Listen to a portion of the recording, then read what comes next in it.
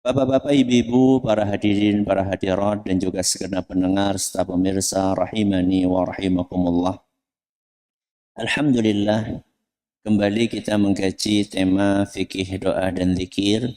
Kali ini memasuki serial nomor 227, mengangkat tema redaksi doa istiftah bagian yang ketiga. Pada pertemuan yang sebelumnya, kita telah menyampaikan dua redaksi doa istiftah. Yang pertama, doa yang paling pendek redaksinya, Subhanakallahumma wa bihamdika wa tabarakasmuka wa ta'ala jadduka wa la ilaha ghairuka. Setelah itu kita berpindah untuk mengkaji doa istiftah yang ukurannya sedang. Hari ini kita masih akan mengkaji redaksi doa istiftah yang ukurannya sedang, yaitu sebuah doa yang juga tidak asing buat kebanyakan dari kita. Bahkan mungkin sejak kecil kita membaca doa ini. Apa bunyi doanya? Saya baca dulu, nanti jenengan mengikuti. Wajjahtu wajhiya lilladzi, monggo.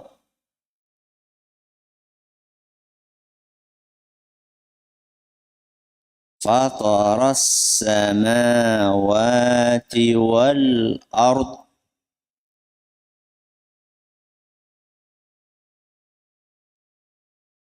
حنيفا وما أنا من المشركين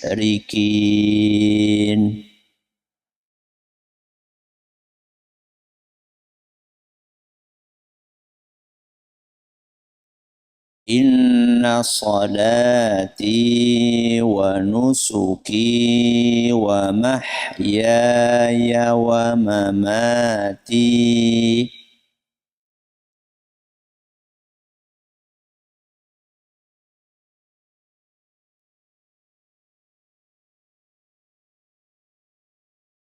lillahi rabbil alamin.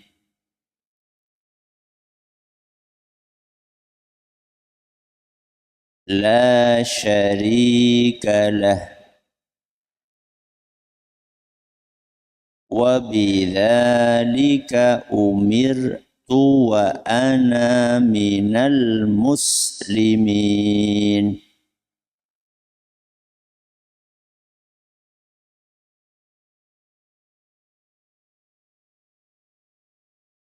Hati-hati panjang pendeknya ya. Wa mahyaya, ya. Ya yang pertama panjang, yang kedua apa? Pendek. Wa mahyaya wa mamati. Jadi bukan wa mahyaya. Penak sih, tapi keliru. Ya, penak tapi apa Bu? Keliru. Ya. Saya baca dulu lagi ya. Nanti jangan ngikuti. Wajjahtu wajhiya lilladzi fataras samawati wal ard. Monggo.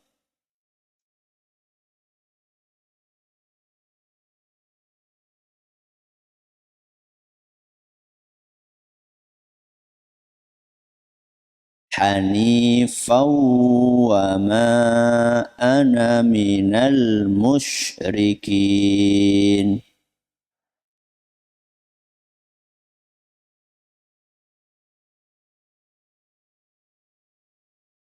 Inna salati wa nusuki wa mahyaya wa mamati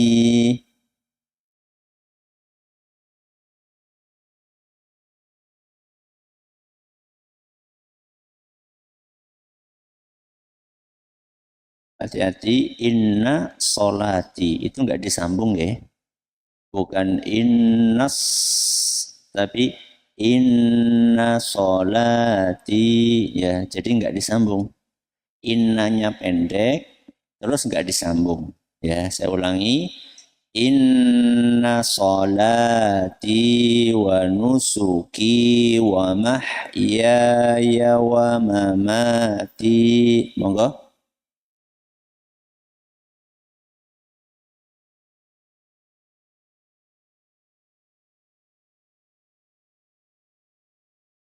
Masih ada yang nyambung itu. Ya, saya ulangi. Ya, jadi bukan innas sholat, bukan. Tapi inna sholati dipisah. Ya, saya ulangi. Inna sholati wa nusuki wa mahyaya wa mamati. Monggo.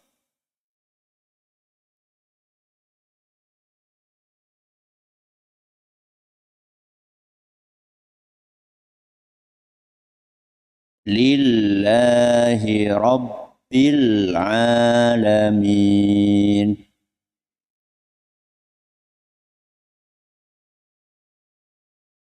La syarika lah. Wa bidzalika umirtu wa ana minal muslimin.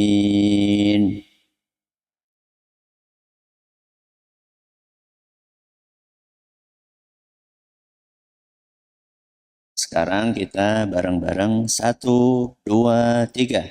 Wajjahtu wajhiya lilladzi fataras samawati wal ard hanifan wa ma ana minal musyrikin. Inna salati wa nusuki wa mahyaya wa mamati lillahi rabbil alamin. La syarika lah. Wa bidzalika umirtu wa ana minal muslimin. Doa ini walaupun kita sudah rata-rata banyak sudah hafal ya dari kecil, tapi ternyata kadang-kadang panjang pendeknya itu masih belum pas. Kenapa bisa demikian? Karena dulu kita ngapalkannya itu adalah ciping. Ciping siapa? Ngaji kuping. Jadi enggak sambil ngelihat apa? Tulisan. Jadi guru atau bapak kita atau ibu kita membaca dengan lisan terus kita mendengar tanpa melihat apa? Tulisan. Nah, di situ rentan untuk keliru panjang pendeknya. Bahkan kadang-kadang kelirunya bukan hanya panjang pendek. Kadang-kadang keliru hurufnya. Ya. Dan itu sering terjadi. Makanya ayo kita naik kelas. Naik apa, Bu? Kelas. Jadi jangan TK terus. Ya, mien TK siki SD. Ya.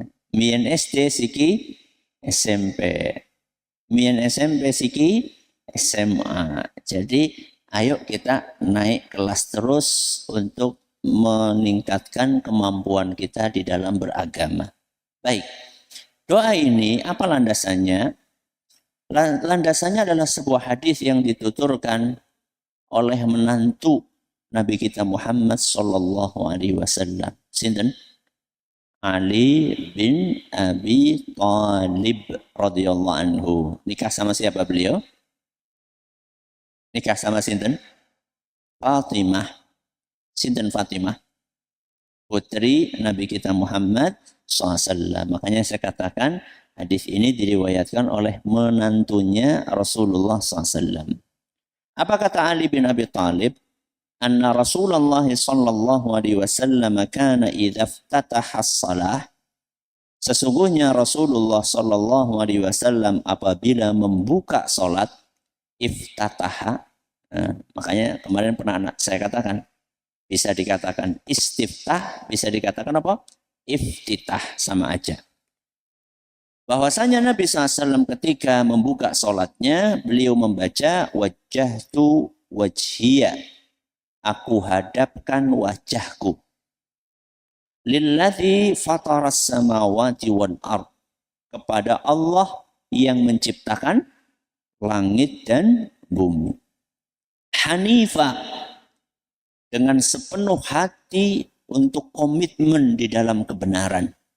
Wa ma ana minal musyrikin, dan aku bukanlah termasuk orang-orang yang menyekutukan Allah.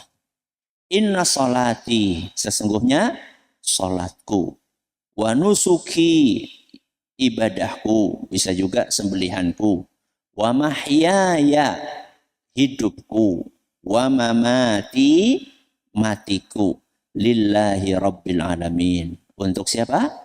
Allah, Tuhan semesta alam. La syarikalah, tidak ada sekutu bagi Allah. Wa bidzalika umirtu, dan itulah yang aku diperintahkan. Wa ana minal muslimin, dan aku termasuk golongan orang-orang yang berserah diri. Hadis ini diriwayatkan oleh Imam Asy-Syafi'i di dalam kitab beliau Al-Um. Hadis ini juga diriwayatkan oleh Imam Muslim di dalam sahihnya, tapi redaksi doanya lebih panjang. Jadi kita ambilkan redaksi yang sedang yang ada di dalam riwayatnya Imam Syafi'i. Kalau kita baca riwayatnya Imam Muslim, nanti bacaannya lebih panjang. Bahkan kira-kira ini baru separohnya. Jadi masih ada separoh berikutnya. Makanya nanti jenengan kalau misalnya nemu orang yang membaca lebih panjang dari ini, jangan kaget, karena riwayatnya juga sahih. Bahkan ada di dalam sahih Muslim. Saya sengaja bawakan riwayat yang ada di dalam kitab Al-Um kali Imam Asy-Syafi'i, karena inilah yang paling sering dibaca oleh kebanyakan masyarakat Indonesia dan ada landasannya. Baik, mari kita kaji kandungan yang ada di dalam doa ini. Doa ini dibuka dengan kalimat wajjahtu wajhiya lilladzi fataras samawati wal ard. Aku menghadapkan wajahku kepada Allah yang menciptakan langit dan, berarti ketika kita sholat, kita itu sedang menghadap kepada sinten? Allah. Seharusnya kalau kita menghadap kepada Allah, kita itu harus serius. Kita itu harus totalitas. Kudu temenan. Lawang kita mau menghadap calon mertua saja, macak. Macak siapa, Bu? Ganda. Padahal calon mertua sama Allah itu tinggi mana? Tinggi Allah. Calon mertua itu kalau ditolak sama calon mertua, pribun? Golet liane. Alias banyak alternatif calon mertua gitu loh. Kalau kita ditolak sama Allah, mau kemana? Tidak ada alternatif lain. Jadi kita ini seringkali tidak menghadirkan perasaan bahwa saat sholat kita ini sedang menghadap kepada Allah. Kalau misalnya nih kita ada janjian sama pejabat, suruh datang di kantor pejabat jam 7:15. Nggak boleh nopo? Telat. Kira-kira kita datang ke sana jam berapa? Jam 7. Malah kadang-kadang jam 6 sudah datang. Coba sekarang kita dipanggil sama Allah Subhanahu wa taala, Allahu Akbar, Allahu Akbar. Terus dipanggil hayya 'alas shalah. Dipanggil sama Allah Subhanahu wa taala zuhur jam 12:05 misalnya. Ada nggak orang yang berangkatnya nanti-nanti? Banyak. Si ngomong nanggung, lagi ngapa? masak. Ada yang bilang nanggung lagi, rapat. Ada yang bilang nanggung lagi nunggoni manuk. Ya. Kita ini lagi menghadap kepada siapa sih? Jadi ketika kita sudah nyadar ya bahwa kita ini lagi menghadap kepada Allah, maka seharusnya kita ini nggak boleh asal-asalan. Nggak boleh asal-asalan dari segala sisi. Pakaiannya jangan asal-asalan. Ya. Berarti kita ini kalau mau menghadap kepada Allah, pakai pakaian yang pantas, yang layak, yang terbaik. Apa kalau kita menghadap ke pejabat nganggo kaos wis seminggu? Kan enggak. Apa kalau kita menghadap ke calon mertua klambi yang urung disetrika? Enggak kan. Coba sekarang kita bayangkan. Ada enggak orang yang menghadap kepada Allah, sholat, kurang nganggo kaos tok? Banyak. Rukuh, anu warnane awale putih, wis dadi keringet, terus kadang-kadang lagi pilek, nggo apa? Posisi, ya. Keringetan, nggo apa? Nggo elak, dicantolakan nang dapur, mambu. Bareng goreng mendoan, mambu, mendoan. Subhanallah. Apa seperti itu kita menghadap kepada Allah? Bajunya seperti itu. Waktunya ditunda, tunda. Yang lebih berat dari itu adalah mempersiapkan mental dan hati kita untuk fokus saat menghadap pada Allah. Itu yang paling susah. Jadi kalau hanya sekedar dalam tanda kutip pakai baju yang bagus, insya Allah nggak susah. Atau berusaha untuk tepat waktu, insya Allah ya kalau sudah terbiasa nggak susah. Tapi yang paling berat adalah menyiapkan fokus alias khusyuk angele, masya Allah. Dan ini kita harus latihan. Dan salah satu cara melatihnya adalah dengan menghadirkan perasaan kita sedang menghadap siapa. Dan itu bisa kita hadirkan ketika kita membaca doa istiftah ini sambil direnungkan. Allahu Akbar. Allah Maha Besar. Wajjahtu wajhiya lilladzi fataras samawati wal ard. Saya hadapkan wajahku kepada Allah yang menciptakan langit dan bumi. Jadi jangan cuma dibaca tok dengan lisan, tapi sambil direnungi maknanya, sambil diresapi kandungannya, sehingga mudah-mudahan ketika sholat kita betul-betul fokus, khusyuk menghadap kepada Allah Subhanahu wa Ta'ala. Terus apa kata kita? Hanifah. Hanifah itu artinya apa? Hanifah itu artinya adalah kita berusaha sepenuh hati, komitmen dengan kebenaran. Berusaha untuk menetapi aturan-aturan Allah. Hanifah itu fokus, tidak ke sana, tidak ke sini. Cenderung kepada kebaikan, tidak tergoda kepada keburukan. Itu arti Hanifah.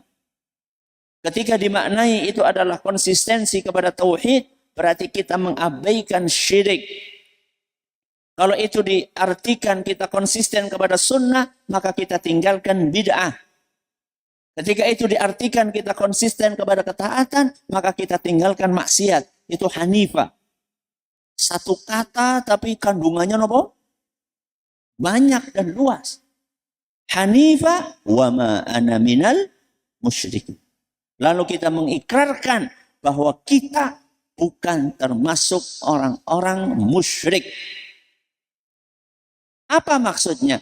Kita tidak mau melakukan syirik dan kita tidak mau dekat-dekat sama orang musyrik. Berarti ada dua nih yang harus kita pahami.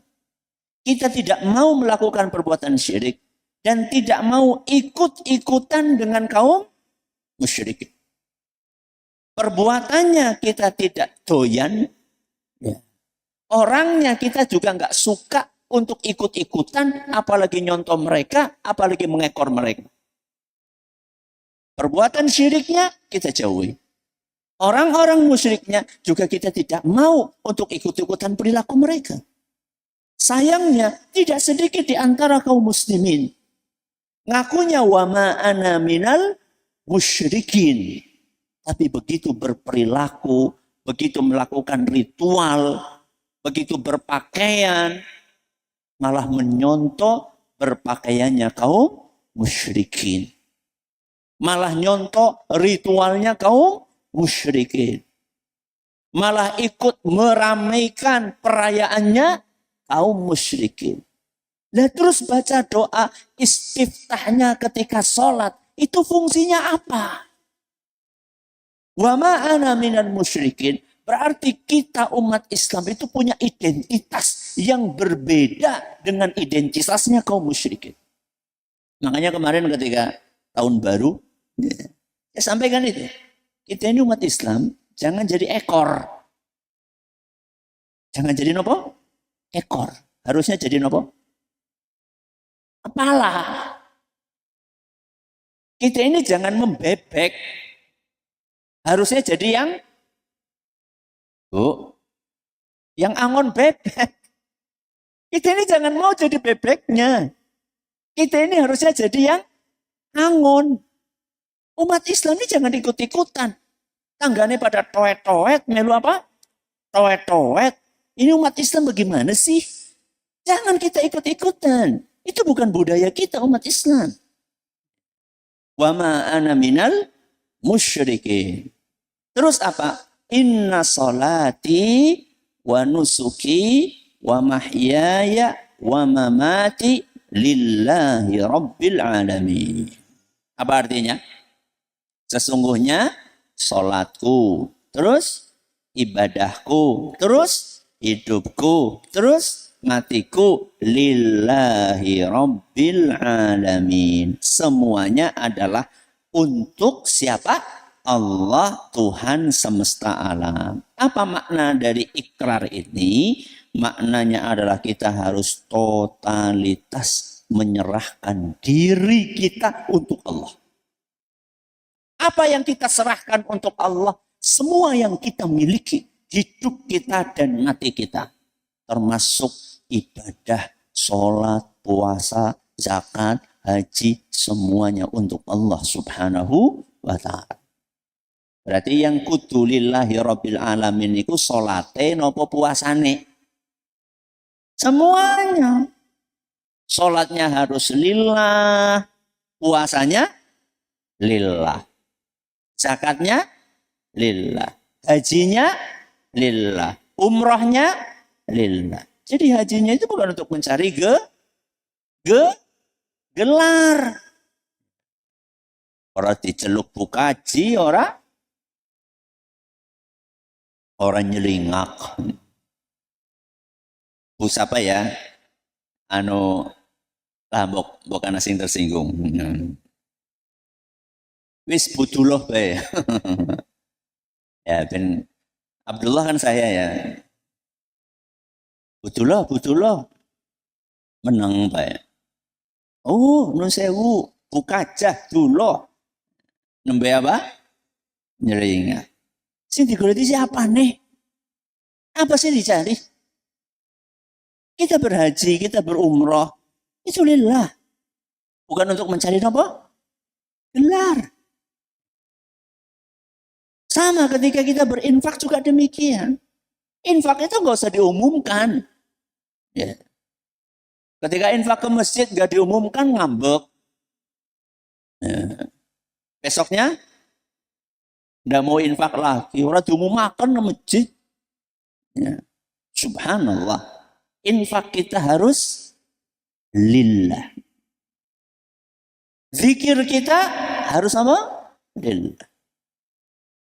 Bacaan Quran kita harus lillah. Semuanya lillah. Jadi membaca Al-Quran itu bukan supaya didengar oleh orang sekampung. Ya. Sehingga kalau nggak pakai mic, nggak nopo, nggak puas. Baca Quran kita itu untuk Allah, lillahi ta'ala. Sehingga betul-betul kita berusaha untuk mengikhlaskan baca Quran kita, mengikhlaskan zikir kita, wa mahyaya, hidup kita, semuanya kita persembahkan untuk Allah. Kita punya harta, harta kita untuk Allah. Kita punya waktu, waktu kita untuk Allah. Kita punya kekuatan, kekuatan kita untuk Allah. Kita punya energi, energi kita untuk Allah. Kita punya kesehatan, kesehatan kita untuk Allah. Wa mahyaya, dan matiku juga untuk Allah. Alias mati kita itu harus di atas agamanya Allah. Wala tamutunna illa wa antum muslim. Jangan sampai kita mati kecuali dalam keadaan beragama Islam. Inna solati wa nusuki wa mahyaya wa mamati lillahi rabbil alamin. Terus apa? La syarikalah. Tidak ada sekutu bagi Allah. Lagi-lagi kita menekankan bahwa ibadah yang kita kerjakan itu harus ikhlas murni untuk Allah saja. Tidak boleh kita mempersembahkan sebagian ibadah kita kepada selain Allah. Siapapun dia. Ya, jadi jangan sampai kita ikut-ikutan nyembah selain sinten? Selain Allah. Nyembelih nggo nyiroro itu some. Ya, tidak. Kita berkorban untuk siapa? Untuk Allah. Jadi kalau misalnya ada orang kayak anak ayam cemani ya, tolong disembelih nanti nengisor wit napa bu biasanya, wit gandul, wit ringin biasanya. Sing jarene apa? Angker. Jangan, kita ini udah ngaji. Jangan ikut-ikutan yang seperti itu. Karena menyembelih, ya, berkurban, itu adalah bagian dari ibadah kepada siapa? Allah. Maka tidak boleh kita berikan kepada selain Allah. La syarikalah. Terus apa yang kita ucapkan selanjutnya? Wa bidzalika umirtu. Apa artinya? Artinya aku lakukan itu semua adalah karena aku diperintahkan. Pertanyaannya, diperintahkan sama Allah? Sama siapa? Sama Allah. Berarti perbuatan muslim, perilakunya, tutur katanya, sikap-sikapnya, itu harus dilandaskan perintahnya siapa? Allah. Tidak boleh kita hidup di dunia ini cuma landasannya selera pribadi. Apalagi beribadah. Ada sebagian orang gebuk, orang tuntunane kayak kie, lo nyong senenge kayak kie, orang oleh. Tidak boleh. Kita berzikir, kita baca Quran, kita beribadah. Itu bukan berdasarkan selera. Selera pribadi kita, enggak. Kita beribadah itu sesuai dengan apa yang diperintahkan oleh Allah Subhanahu wa Ta'ala dan oleh Rasulullah Sallallahu Alaihi Wasallam. Jadi kita berakidah itu sesuai dengan apa yang diperintahkan oleh Allah. Kita beribadah sesuai dengan apa yang diperintahkan oleh Allah. Kita bermuamalah sesuai dengan apa yang diperintahkan oleh Allah. Kita berakhlak sesuai dengan apa yang diperintahkan oleh Allah. Wa bidzalika umirtu. Ikuti aturan Allah. Dan tidak mungkin Bapak Ibu yang kami hormati, para pendengar, para pemirsa, kita bisa paham perintah Allah seperti apa kalau kita tidak ngaji. Berarti ngaji penting betul. Penting nama betul. Penting nama penting banget. Penting banget. Mula nenek ngaji aja kapok. Wis ora balen-balen ngaji dengan maning. Sepisan bae. Ngaji kok kapok. Jangan. Karena dengan kita ngaji, kita jadi tahu mana perintah Allah, Kalau kita tahu perintah Allah, jadi kita bisa mengamalkan perintah itu. Wa bidzalika umirtu. Terakhir doa ini ditutup dengan kalimat wa ana minal muslimin. Perhatikan. Dan aku termasuk golongan muslim. Muslim siapa? Muslim itu artinya berserah diri. Berserah diri kepada siapa? Berserah diri kepada Allah. Apa artinya berserah diri? Manut. Itu artinya berserah diri. Manut siapa bahasa Indonesia nih? Nurut. Patuh. Taat kepada Allah. Jadi ketika Allah subhanahu wa ta'ala memerintahkan sesuatu, sendiko dawuh sami'na wa ata'na. Oh, kudunge diagem pripun? Nggih. Prosan jawab sumuk. Kuwi jenengane ora manut. Pokoknya kalau ada perintah Allah jawabnya nggih. Siap. Gak usah pakai tapi kan sing sabar iya aku ngerti tapi kan jenengan orang rasakan kuwi jenengane orang manut ya. Jadi kalau dinasehati ini loh Allah seperti ini, Rasulullah SAW menyampaikan kayak gini, jawab enggih, nggak pakai tapi ya. Tapi kan jerene wis ora sanggo, tapi kan jerene udah. Oh, ini kan riba. Iya, aku ngerti, tapi wis ora sanggo tapi. Ya, riba ya riba, haram. Selesai. Itulah yang namanya muslim. Muslim itu harus pasrah. Muslim itu harus nurut. Muslim itu harus patuh kepada Allah Subhanahu wa ta'ala. Wa ana minal muslimin. Ini juga berarti kita ini punya identitas. Umat Islam itu punya ciri khas. Dan ciri khas ini harus kita pertahankan. Mempertahankannya bagaimana? Mempertahankannya kita wujudkan dengan ritual ibadah. Mangsane sholat. Mangsane puasa. Mangsane zakat. Mangsane memecit. Mangsane ngaji. Ini ibadah-ibadah yang sifatnya ritual. Selain kita mempertahankan identitas keislaman kita dengan cara menjalankan ibadah yang sifatnya ritual, kita juga harus menampakkan itu dalam perilaku sehari-hari kita. Jadi muslim itu perilaku sehari-harinya itu harus mencerminkan nilai-nilai Islam. Contohnya, Islam mengajarkan jujur. Mengajarkan apa, Bu? Jujur. Berarti kalau kita dagang, harus dagangnya yang jujur. Kalau kita janji, kalau kita ngomongnya harus apa? Jujur. Itu namanya mempertahankan identitas keislaman kita. Jadi jangan sampai kita ini ngomong, katanya orang Islam, tapi ngomongnya mboten apa? Jujur. Ini namanya tidak mempertahankan identitas keislaman. Contoh nih, aku ngutang ya, pira sih? Ya seler lah. Seler sih pinten, Bu? 1 juta. Anu kok ngapa sih? Anak tagihan apa? SPP. Dan tidak ada duit. Ya, setelah apa-apa. Kapan bayarnya?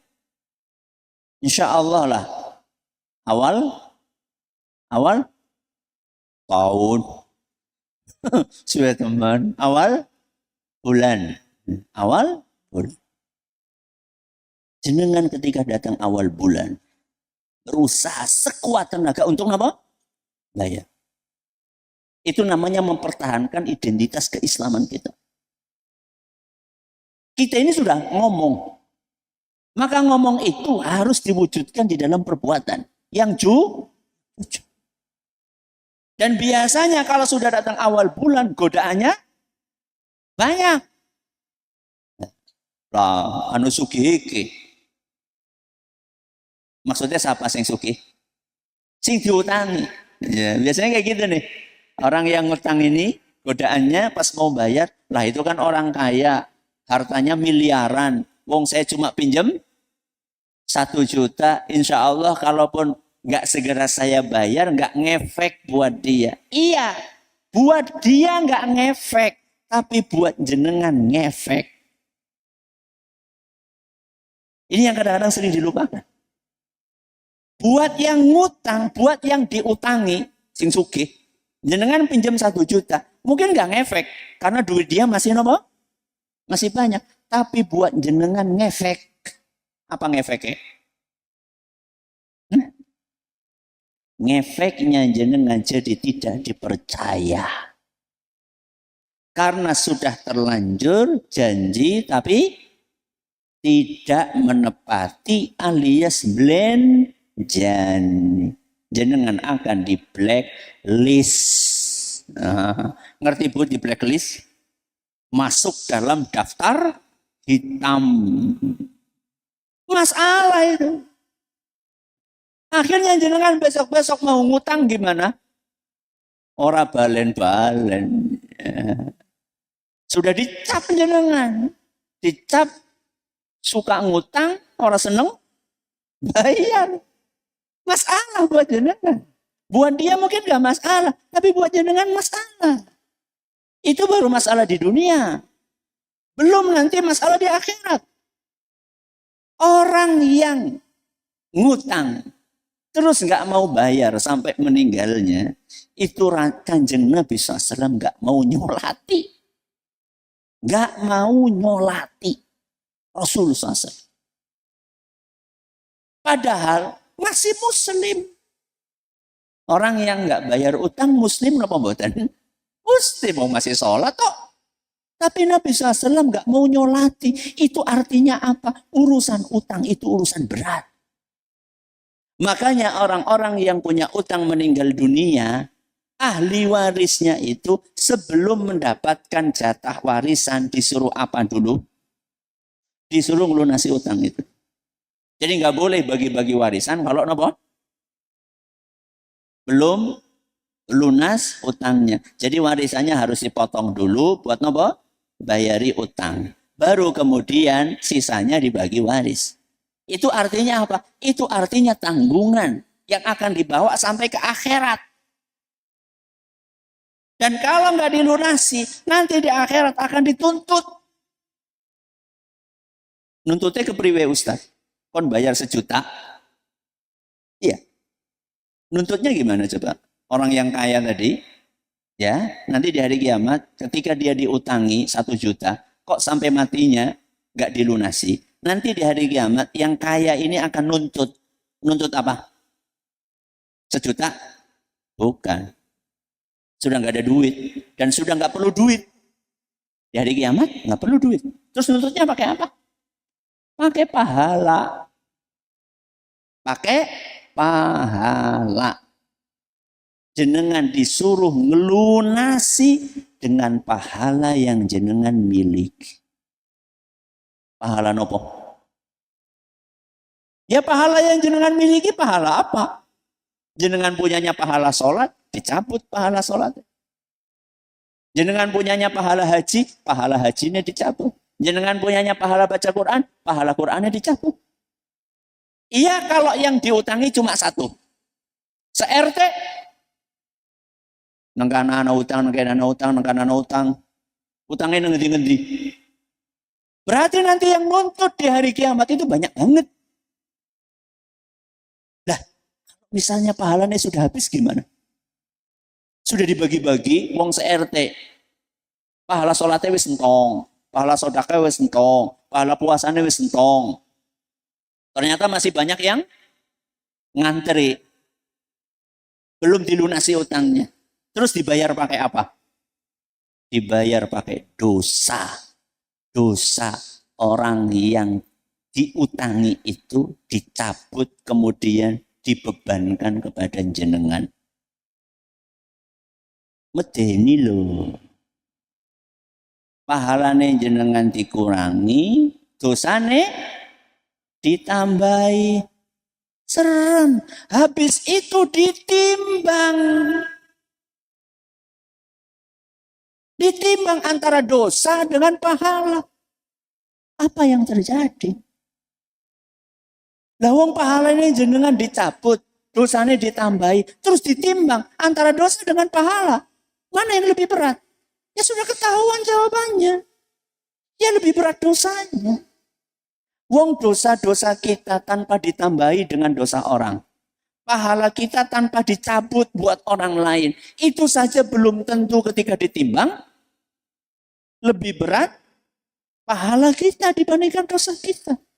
Belum tentu, kita ini nggak tahu. Bapak Ibu yang kami hormati, kita ini nggak tahu. Nanti ketika kita ditimbang di hari kiamat, antara pahala amal soleh kita dengan dosa-dosa maksiat yang kita kerjakan, itu lebih berat mana kita ini nggak tahu.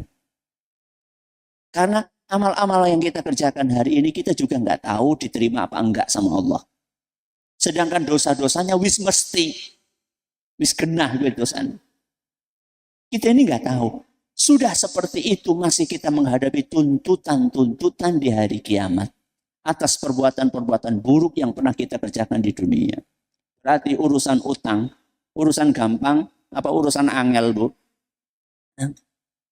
Urusan ringan atau urusan berat? Urusan berat. Bukan berarti ya wis pokoknya blas nggak boleh ngutang, enggak. Yang penting itu ngutang dalam kondisi terdesak dan harus nopo? Bayar. Karena kita ini mempertahankan identitas kemusliman kita. Kita ini muslim. Muslim ini harus mempertahankan identitas keislamannya. Nilai-nilai keislaman itu harus kita wujudkan di dalam kehidupan kita sehari-hari. Ini yang kita pelajari hari ini. Masih ada sisa 5 menit. Silahkan kalau ada pertanyaan. Terima kasih Ustaz jazakumullah atas materi yang disampaikan. Kami bacakan pertanyaan pertama. Ustaz, apakah diperbolehkan membaca doa istiftah bagian yang ketiga ini, tapi diawali dengan bacaan Allahu Akbar kabiro, walhamdulillahi katsiro, dan seterusnya. Jazakumullah khairan. Apakah boleh membaca doa wajah tu wajiyah ini ditambahi dengan Allahu Akbar kabira, walhamdulillahi katsira, wa subhanallahi bukratan wa asila? Saya belum tahu. Ya, saya belum tahu riwayat tersebut. Insya Allah saya akan teliti lagi. Ya, tapi yang saya temukan riwayatnya adalah seperti yang sudah saya tuliskan di sini. Coba nanti mudah-mudahan saya ada kesempatan untuk meneliti bacaan yang tadi ditanyakan oleh saudara penanya. Jadi jawabannya saya belum tahu. Silakan. Baik, terima kasih. Pertanyaan berikutnya, Ustadz, bagaimana menyikapi ketika sholat berjamaah di masjid seperti sholat zuhur, terkadang imamnya sebelum kita membaca doa istiftah dan al-fatihah, imam sudah ruku duluan, Ustadz. Bagaimana cara menyikapi membaca doa istiftah untuk menjalankan sunnah dengan mengamalkan doa istiftah yang pendek dan menengah? Bagaimana kalau misalnya kita jadi makmum? Kita kalau baca iftitah, al-fatihah, belum rampung imamnya sudah ruku duluan. Bagaimana sikap kita? Kalau kita tahu imamnya ini termasuk yang bacaannya pendek, maka seyogyanya kita memprioritaskan bacaan yang wajib atau yang rukun, yaitu apa? Al-Fatihah. Ya. Jadi ketika kita berdiri, rakaat pertama itu ada bacaan iftitah, ada bacaan Al-Fatihah, ada bacaan suratan. Ada bacaan apa, Bu? Iftitah, Al-Fatihah, suratan. Yang harus dibaca yang mana? Al-Fatihah. Wajib, bahkan rukun. Yang iftitah sama yang suratan hukumnya apa? Sunnah. Sehingga seandainya kita nih nggak baca iftitah, nggak baca suratan, sholatnya masih sah. Makanya prioritaskan bacaan apa? Al-Fatihah. Kalau imamnya sudah kita ketahui memang bacaannya nggak panjang. Ya, tapi tetap tumakninah nggih, syaratnya tetap tumakninah. Maka saya anjurkan untuk memprioritaskan membaca Al-Fatihah. Atau seandainya masih cukup membaca iftitah, maka bacalah iftitah yang pendek. Ya, bukan membaca iftitah yang panjang. Ya usah saya pengen mengamalkan sunnah. Nah, kalau jenengan pengen mengamalkan sunnah, iftitah yang sedang atau yang panjang, silahkan dibaca ketika sholat sendirian. Terima kasih atas perhatiannya. Mohon atas segala kurangannya. Kita akhiri subhanakallahumma wa bihamdika asyhadu an la ilaha illa anta astaghfiruka wa atubu ilaik. Assalamualaikum warahmatullahi wabarakatuh.